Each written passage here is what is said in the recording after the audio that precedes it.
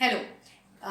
In this video lecture, we are going to talk about external respiration. If you remember, हमने previous video lecture में हमारे mechanism of respiration के 4 parts किए थे. सबसे पहला था breathing, second was external respiration, third was internal respiration, and the last was cellular respiration. और मैंने आप लोगों को बोला था कि हम एक part आप अच्छे से डिटेल में करेंगे. We are done with first part of mechanism of respiration, breathing, and today we are going to talk about the second part of mechanism of respiration, and that's external respiration.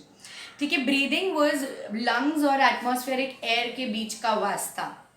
External respiration is lungs के अंदर ही आपके एल्वियोलिस और if you remember alveoli और आपके blood capillary के बीच का वास्ता. सो जहाँ पे हमने ब्रीदिंग में लंग्स और एटमॉस्फेरिक एयर के बीच का रिलेशन देखा, वहीं एक्सटर्नल रेस्पिरेशन में हम एल्वियोलाई और ब्लड कैपिलरी के बीच के एक्सचेंज को देखेंगे. यहाँ पे जो आप देख रहे हो, ये जो ब्लू कलर में बनाया हुआ है वो है alveoli, the alveolus. Actually alveoli is the bunch, entire bunch, and single is called as एल्वियोलिस.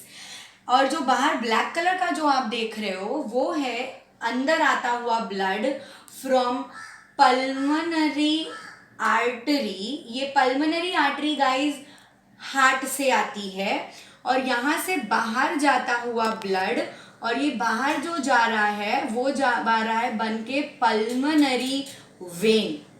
I repeat again, आपके हार्ट से लंग्स कनेक्टेड हैं, हम सबको पता है. तो हार्ट से जो ब्लड कैपिलरी आ रही है लंग्स की तरफ, उसको हम पल्मोनरी आर्टरी बोलते हैं, और हार्ट की तरफ लंग्स से जो जा रही है ब्लड कैपिलरी, उसको हम पल्मोनरी वेन बोलते हैं.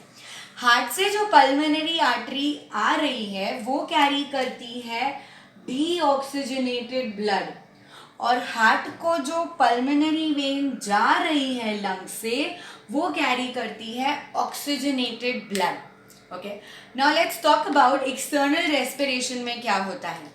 एल्वियोलस का जो आउटर मोस्ट लेयर है, ये जो आउटर मोस्ट लेयर है वो बना हुआ है स्पेशल सिंपल स्क्वोमस एपिथेलियम से. रिपीट, सिंपल स्क्वोमस एपिथेलियम से एल्वियोलस का आउटर लेयर बना हुआ है और वो रेस्ट कर रहा है बेसमेंट मेम्ब्रेन पे. सो इस पार्ट को हम बोलेंगे बेसमेंट मेम्ब्रेन पे रेस्ट करना. ठीक है, ब्लड कैपिलरी या फिर I would say pulmonary capillary, मैंने पहले ही मेंशन कर दिया था, pulmonary is the biological name of lungs. Pulmonary capillary is also made up of simple squamous epithelium layer, simple squamous epithelium layer जो रेस्ट कर रहा है इनके बेसमेंट मेम्ब्रेन पे. ठीक है, जो रेस्ट कर रहा है इनके बेसमेंट मेम्ब्रेन पे. तो कैन यू ऑल सी, मैंने एल्वियोलस की वॉल को पल्मोनरी आर्टरी और पल्मोनरी वेन, सो बेसिकली मैं उनको कैपिलरी बोल सकती हूँ, कैपिलरी की वॉल से जोड़ दिया. अगर हम इन दोनों को साथ में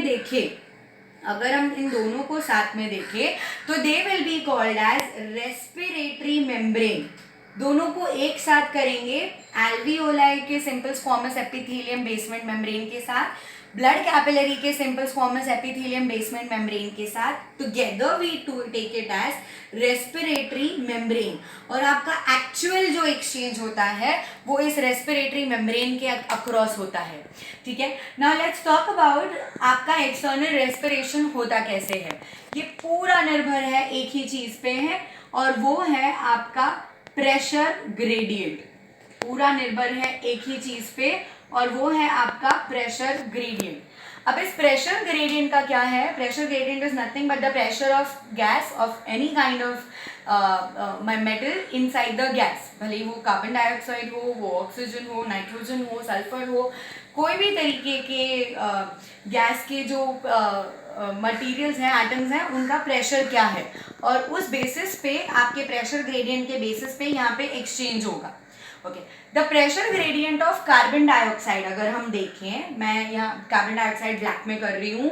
कार्बन डाइऑक्साइड बाहर जाता है, हम सबको पता है कार्बन डाइऑक्साइड बाहर जाता है, और ब्लू से मैं ऑक्सीजन बता रही हूँ, और ऑक्सीजन अंदर आता है. राइट, कार्बन डाइऑक्साइड बाहर जाता है और ऑक्सीजन अंदर आता है. अब ये एक्सचेंज कैसे होता है, we'll C.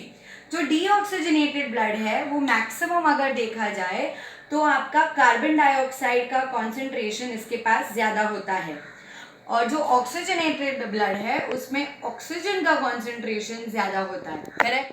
So now let's see pressure gradient यहाँ पे क्या रोल प्ले करता है।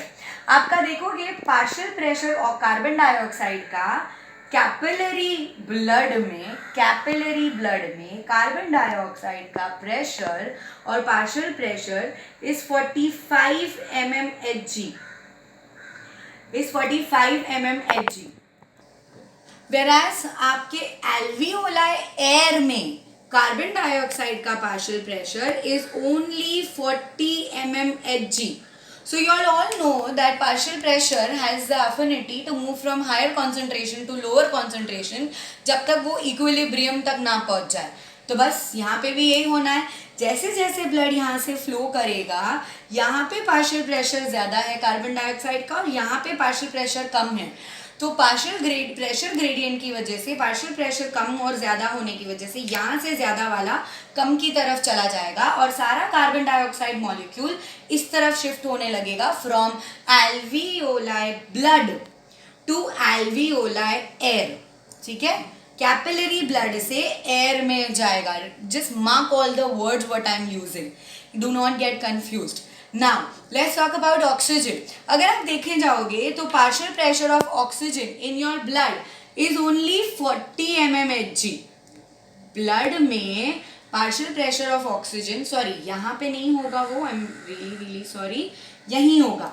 आपका ऑक्सीजन का partial pressure is only 40 mmHg in blood, whereas आपके एयर में वही पार्शियल प्रेशर 104 mmHg का प्रेशर रखता है, ठीक है। So now we all know partial pressure की वजह से हायर कॉन्सेंट्रेशन से लोअर कॉन्सेंट्रेशन पे शिफ्ट होता है। तो यहाँ पे भी क्योंकि oxygen is more in the alveolar air and oxygen partial pressure is less in the capillary blood, that is why oxygen will flow from higher pressure gradient to lower pressure gradient until equilibrium exists। इस तरीके से carbon dioxide blood से air में shift होके exhale हो जाता है और ऑक्सीजन इनहेल्ड एयर से लिया हुआ ब्लड में शिफ्ट होके बॉडी के अंदर एंटर कर जाता है। Because this is all externally, मतलब लंग्स की तरफ है, टिश्यू लेवल तक नहीं पहुंचा है, that is why this part of respiration is called external respiration. Okay, so अब हम क्या करते हैं, हम एक क्विक रिकैप मारते हैं पूरे एक्सटर्नल रेस्पिरेशन का। I know this is quite a tricky, वापस करते हैं क्विक रिकैप के साथ। So what we are going to do is external respiration आपके लंग्स के अंदर होता है, जो भी होता है। एक्सटर्नल क्यों बोलते हैं फिर इसको, क्योंकि ये सेल्यूलर लेवल पे नहीं हो रहा है, जो हमारा इंटरनल ऑफ द बॉडी होता है, ठीक है, एकदम अंदर अंदर अंदर। That's why it's called external respiration. Now talking about external respiration, दो चीज़ें इन्वॉल्व होती हैं उसमें। एक होता है एल्वियोलाई, उसके एकदम बेसिक लेवल पे, दैट्स एल्वियोलस, और आपका कैपिलरी जो उस एल्वियोलस को घुमा के चारों तरफ कवर करके रखा हुआ है, राइट। इस कैपिलरी को हम बोलते हैं पल्मोनरी कैपिलरी और इसको हम बोलते हैं पल्मोनरी एल्वियोलस। डन। अंदर जो खून आ रहा है उसको हम बोलते हैं पल्मोनरी आर्टरी। क्यों? क्योंकि ये हार्ट से आ रहा है डीऑक्सीजनेटेड ब्लड लेते हुए, और जो बाहर निकल रहा है उसको हम बोलते हैं पल्मोनरी वेन। क्यों? क्योंकि ये हार्ट की तरफ जा रहा है ऑक्सीजनेटेड ब्लड लेके। इसका मतलब इस बीच एल्वियोलस सारा कार्बन डाइऑक्साइड ले लेता है और सारा ऑक्सीजन देके इसको डीऑक्सीजनेटेड से ऑक्सीजनेटेड बना देता है। Okay, now imagine there are 2 rooms जिनके 75 ईच की कैपेसिटी है, बट इन 2 रूम्स में मैंने एक रूम में 100 लोग भर दिए और एक रूम में 50 ही रखे और दरवाजे बंद रखे। प्रेशर बिल्ड होगा, यहाँ पे बहुत ज़्यादा हो जाएगा प्रेशर और यहाँ पे बहुत कम हो जाएगा लोगों के बीच में। जैसे ही मैं दरवाजे खोलूंगी 100 लोगों में से 25 लोग यहाँ से शिफ्ट होके यहाँ पहुँच जाएंगे। वाई? बिकॉज इक्विलिब्रियम से प्रेशर मेंटेन रहेगा।